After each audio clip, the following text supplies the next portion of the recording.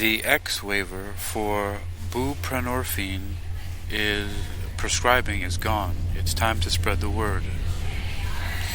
The X-waiver for buprenorphine prescribing is gone. It's time to spread the word.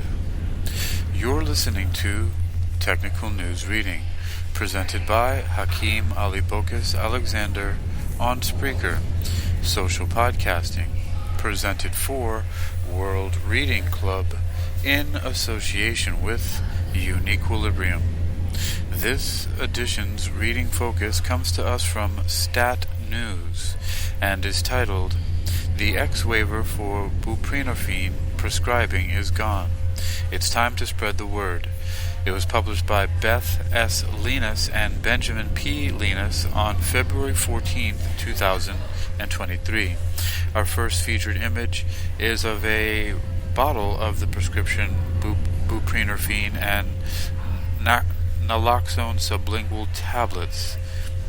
Its image is credited to Adobe.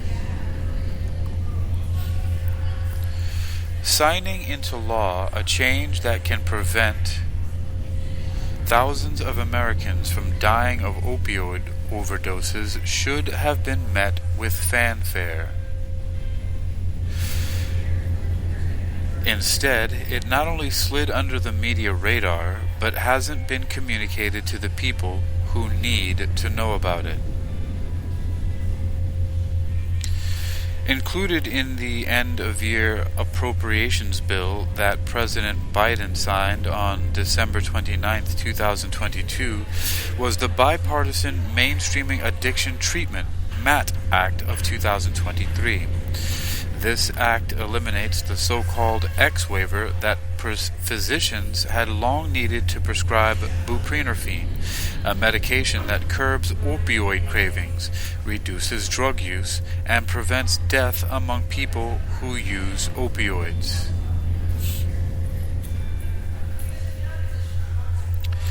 Before the MAT Act, the U.S. Drug Enforcement Agency required clinicians who wanted to prescribe buprenorphine for the treatment of opioid use disorder to undergo an extensive training and registration process for the X-waiver, so named because upon completion an X was added to the clinician's DEA registration number.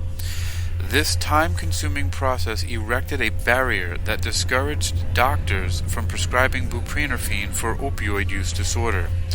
The waiver also contributed to the ongoing stigma around both opioid use disorder and buprenorphine, because while any physician can prescribe buprenorphine for chronic pain without a special waiver, the specter of abusers who might sell or in some way misuse this pharmaceutical meant that only specially trained experts could be trusted to prescribe buprenorphine for opioid use disorder.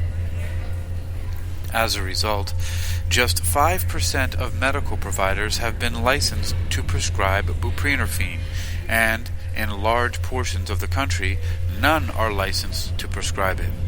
In the United States today, only 27% of people who would benefit from taking medication to treat opioid use disorder, buprenorphine, methadone, or naltrexone, is currently on treatment. As researchers who study opioid use disorder, this astonishes us because every study of these medications shows they prevent death, decrease the time people use opioids, reduce criminal activity, and their delivery provides an appealing return on investment.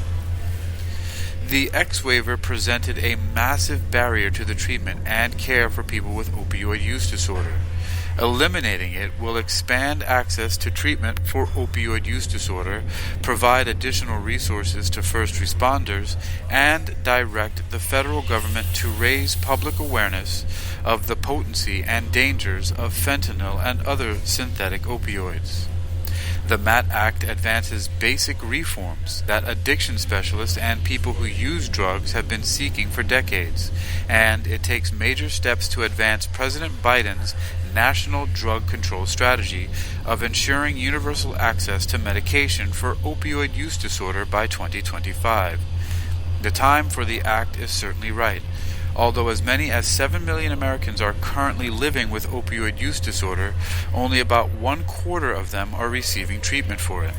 Imagine if only 25% of Americans with cancer, another common and potentially fatal disease, receive the appropriate therapy for it. The MAT Act's potential to truly bend the curve of overdose death has not been matched by its rollout. The appropriate agencies made their announcements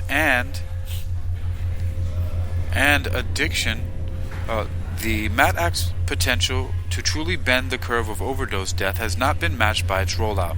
The appropriate agencies made their announcements, and addiction-focused advocacy groups have tried to amplify the message, but there is no major effort to reach beyond the small pool of existing addiction medicine and psychiatry providers who are already prescribing buprenorphine, nor is there a clear plan to support providers to expand the scope of their practices.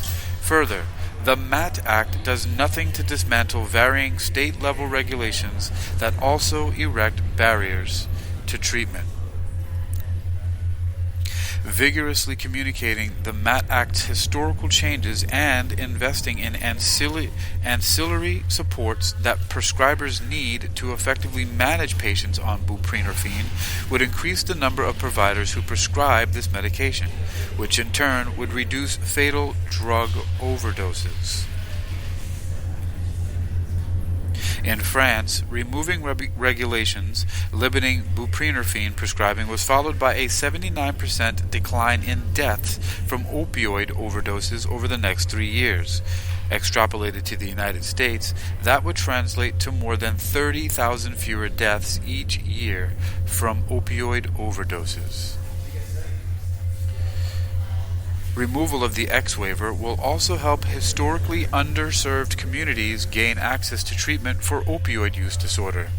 Research shows that rural populations and communities of color have difficulty accessing and receiving buprenorphine because there are few or no X-waivered providers available in their region. The MAT Act will let health care providers prescribe buprenorphine as they would any other medicine, which may help normalize its essential role in treating opioid use disorder. Although the Act does direct the Substance Abuse and Mental Health Services Administration to conduct national awareness campaigns that encourage providers to incorporate medication treatment and addiction services into their practices, there has been little action and few plans beyond that high-level commitment. Communicating major public health milestones is a prerequisite to seeing changes in public health. Local media, national media, advocacy organizations, departments of health, and medical and scientific societies should be working in concert now to raise awareness about better access to buprenorphine. People with opioid use disorder need to know they can now ask their current healthcare providers for buprenorphine treatment, and gently educate them, if needed, that an X-waiver is no longer required to provide that. Removing the X-waiver is a historic step forward in treating people with opioid use disorder, but it will do little good if clinicians and people who use opioids aren't made aware of it. Beth S. Linus is an infectious disease epidemiologist with RTI International. Benjamin P. Linus, her brother, is a professor of medicine at the Boston University School of Medicine and director of the Syndemics Lab at Boston Medical Center.